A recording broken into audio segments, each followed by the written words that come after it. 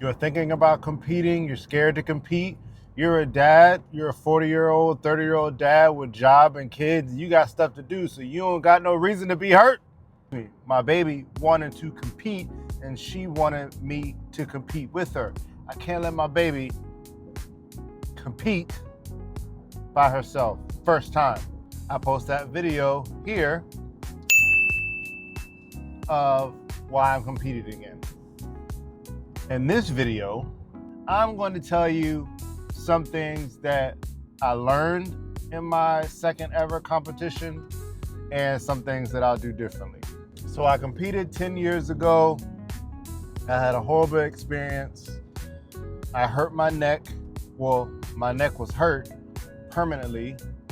It wasn't a debilitating injury, but definitely has affected me for the rest of my life. So I was very weary of ever competing again. Fast forward 12 years later, I decided to compete again, this time at blue belt. I'm a little more seasoned, I'm a little more experienced. One of the first things that I would do differently, I wouldn't put so much focus into training specifically for the competition. Because if you're new to competing or newer to competing, you've been training jiu-jitsu for a little while, so you have the things that you are going to do in regards to muscle memory. Second thing I would do differently in my first or second competition, if I, for some reason, formulate a game plan.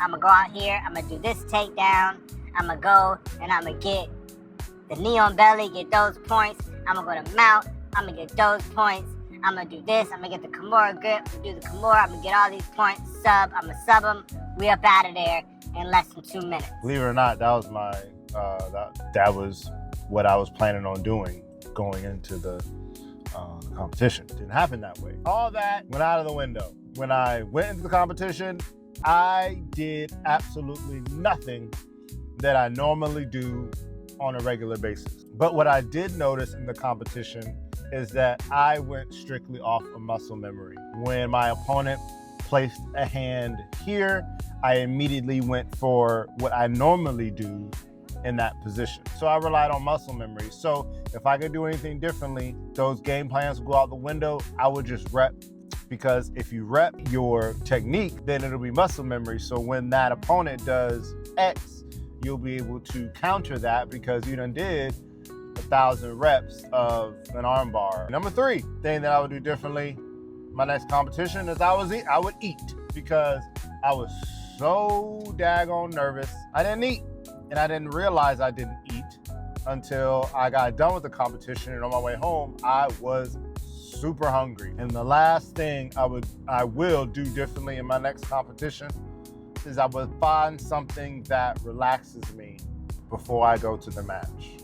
And what I found myself doing is I had the super butterflies, I was shaking, and I just started listening to music. I didn't think that music would calm me as much as it did, but I put both headphones in, and that actually calmed me. With my wife there and my daughter being there, I was actually very nervous. So these are the things that I would do differently the next time I compete, or if I were to compete my first or second competition. I hope this helps that dad or that 40, 50, 6-year-old person who's thinking of competing. Just go for it. I never thought I would compete again. Never had the need to. In my previous videos, I talk about I'm not a competitor. I'll just go to open mats. But now that my daughter's doing it and I see the positives in competing, not only mentally and physically, I'm starting to think everybody should do it. This is Patrick, Sporty and Flowing. I hope this helps somebody out there. Until next time, be gone.